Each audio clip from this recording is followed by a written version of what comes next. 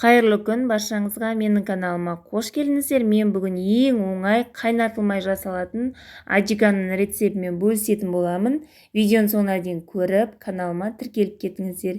Ең алдымен ащы бұрыш, помидор және болгар бұрышын жақсылап жуып, ашып, дәндерін алып, барлық керек заттарымызды дайындап алатын боламыз. Және чесногымызды да қабығынан ашып, жуып, осы 4 сағаттан әдемі аджика дайындайтын боламын. Барлық заттарымызды дайындап, ашып, дайындап алғаннан кейін барлығын ет тартқыштан кезекпен кезек өткізетін боламын. Ең алдымен осылай болгар бұрышын өткіздім. Ең оңай рецепт, ешқандай қайнатпаймыз, қуырмаймыз.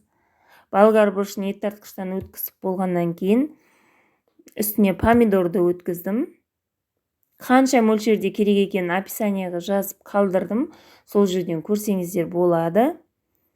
Және дайындап қойған чесногымызды да осылай өткізіп, ең соңынан ащы қызыл бұрышымызды өткізіп, барлығын дайындап аламыз.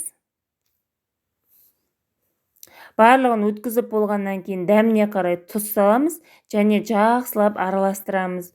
Осылай ешқандай қайнатпай бір апта ашуы басылғанша қойып қоямыз. Күніне 1-2 рет араластырып тұрамыз. Болды, басқа ешқандай нәрсе жасамаймыз. Осымен керемет дәмді аджикамыз дайын болады.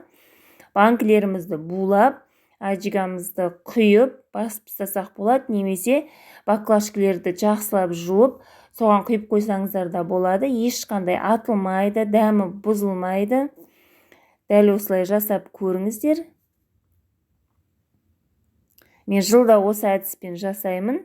Өте дәмді шығады. Әлі қысқа аджика жасалмаған болсаңыз, осы рецептпен міндетті түрде жасап көріңіздер. Каналыма тіркелуді ұмытпаңыздар.